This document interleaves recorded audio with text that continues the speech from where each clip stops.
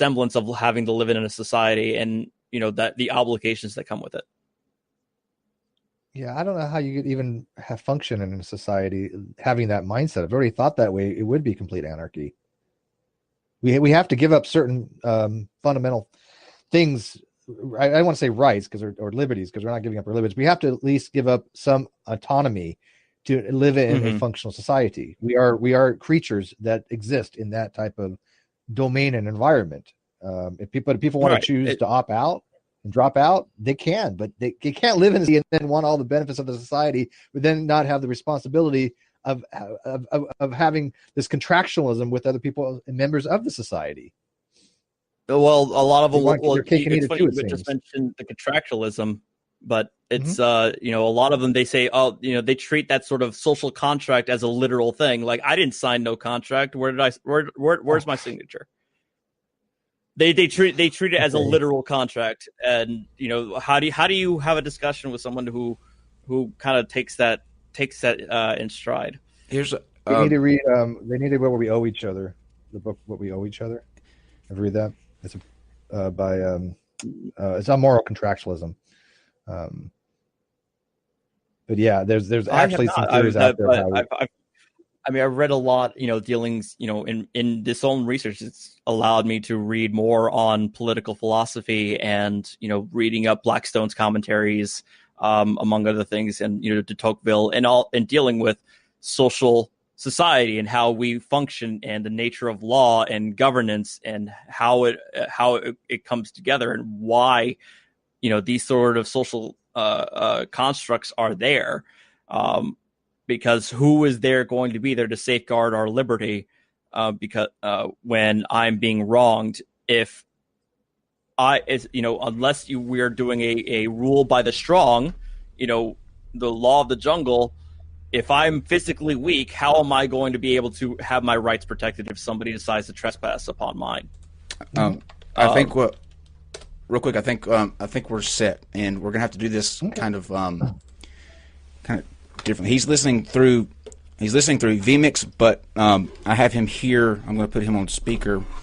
I have to talk real quick because by the way, it's What We Owe Each Other by Tim Scallion. And also, are you still required to read Rawls in law school? Because I actually was friends with John Rawls' daughter for many, many, many years on Facebook. And John Rawls?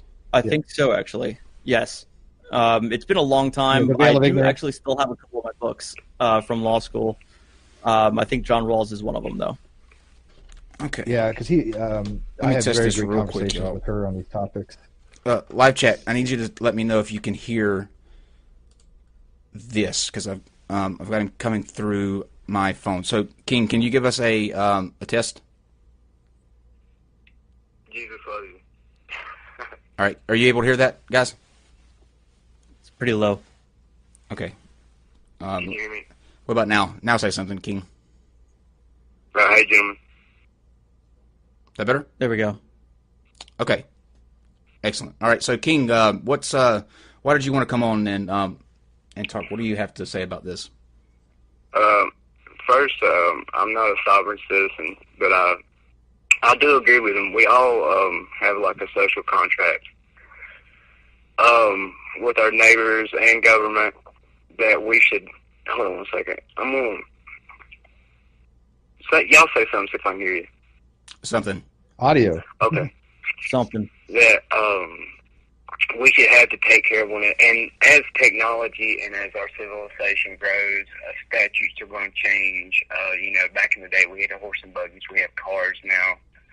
There's different things that need to be handled by statute and law to keep people safe. But there's a difference in a social contract and then someone trying to use perversion of language, perversion of law, an elite ruling class to use knowledge and certain other things to gain not just jurisdiction but ownership to trade, buy, and sell someone on the stock market as chattel. Okay, this is a real thing. From the time we were born, this is the part of the part that just being a normal person and having to sit down, we all get to a maturity where we start to find ourselves. We start doing education outside of high school, on our own time, and I just started looking at the law, and one of the first things you learn is there is a different language they use, like legalese. You go in there and you say, a judge, hey, do you understand? It sounds like English, like double speak. It sounds like English, but it's not English.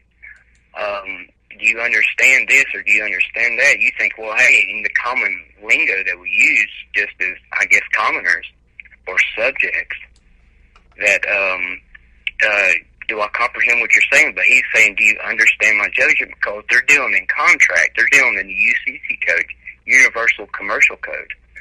And how this happens is it's more or less admiralty law. Back in the day in the maritime law where everybody was in ship, they were taking something docks, like you go to the hospital, the doctor, you docks the baby's born from water, from the mother, the vessel, gives birth to the baby. This is where your sovereignty, you have full rulership of your mind, body, and soul, is raped from you. And you are monetized. And you all of a sudden you get a certificate of live birth, which shows that you are a living soul that is sent off, right? Okay, something is created called a birth certificate, which is your... Okay, in order to go to a courthouse, in order to get billed for something, you need a business. You can't do that man to man because we're unlienable. You can't put a lien against a living soul, a man. You have to do that against a business, which is a bond. Just like if a sheriff or a cop does something to you, they have a bond, an insurance bond, and you can go and put a claim. You was talking about liens a while ago. If that person has been injured by the cops, they need to have insurance to cover that, so they have a bond. You can go right now to any. Hold on one second. King, let me stop you right there for just a second. Go ahead. Yeah, I'm getting a little. Go ahead. Because there's a lot of things that you've put forth, and I want to see if Artie wants to speak on any of those before we get too out of too many things. Okay, can I? I know I put. Can we start with this right here? Mm-hmm. Okay, in 1933, we'll just start right here. This will make it very easy for everybody. In 1933, the United States went bankrupt. Okay, that's when the Federal Reserve took over, and they got charged with treason, and so did Congress. And to cover their butts, they gave a remedy within the law. Okay, and it's very hard. So you can. That means we're working in credit and debt. There is no money of value because it has to be backed by gold. Our money is spread out in there. Okay, we'll go from there. Okay. Artie, anything you want to speak to with that? Okay, there is a lot. There's a lot there. I heard legalese, the birth certificate, UCC, and just recently what I presume he is referencing as House Joint Resolution 192. All of these that I have personally looked at, so I'm going to try and go through these as quickly as I can. First of all, the legalese thing. No, there is no secret coded language that we use. As a matter of fact, I've been taught in law school, and it's been taught in the profession to go away from the sort of legalese language in terms of writing our opinions and writing our laws, and actually to conform our laws more towards the layman understanding, so that they're actually more easier to understand and not harder to understand. Secondly, as I am just saying right now, understand is not a sort of code word. It is just a simile for comprehend, just as you said. I have never heard of understand being a sort of cryptic, a magic word that suddenly means that I'm the judge is trying to enter into a contract with you. As far as the birth certificate thing, I have yet to see any evidence supporting this notion that one's birth certificate is used as collateral on the stock exchange as a result of the supposed bankruptcy in 1933, which, by the way, I have yet to see any sort of law or House Joint Resolution which dictates that the U.S. went bankrupt in that year. Most of the time, the citation I see them use is House Joint Resolution 192, which all it did was order that people order the collection of gold that was in reserve, and also to modify any contracts which used gold as a function of the contract. That's all it was. It said nothing about some sort of supposed bankruptcy by the United States. It was just a measure, a Great Depression era measure employed by FDR. Finally, the UCC. The UCC stands for the Uniform Commercial Code. It is a model statutory language that is supposed to govern commercial transactions. There is no actual federal UCC. It is only employed by the states. So it is not an actual law that you could cite whenever you go into court. When you go into a speeding ticket, and you say, I reserve my rights under the UCC 1-301, the judge is going to look at you like you just grew two heads. Nobody knows what the hell you're talking about when you're trying to cite UCC when you're there for a freaking speeding ticket. So any usage of the UCC is kind of like ridiculous from our end, and there's no basis for it being utilized in where it's not a commercial transaction at play. In other words, it's not being used in family law, not being used in criminal law, and not being used for your traffic ticket. Okay, King. All right. What is the difference between a legal person and a natural person? You're going to have to be more specific than that. You're going to have to cut down your background noise. And a natural. Okay. A natural person, in generally speaking, in law, is supposed to specifically reference human beings. A legal person can include human beings, but is also meant to also include associations and corporations. Exactly. A legal person is not alive. A natural person it can is living. Be. All right. A corporation has to do business with a corporation. A man cannot do business with a corporation because they both have to be on the same Why not? playing field. Because you can't lien a man. Excuse me. When I go buy a sandwich at McDonald's, am I not transactioning with a corporation? Yes, but that's a different thing. When you're doing business with a how can I say this? All right, when a judge gives an order in court, can I give him a bill?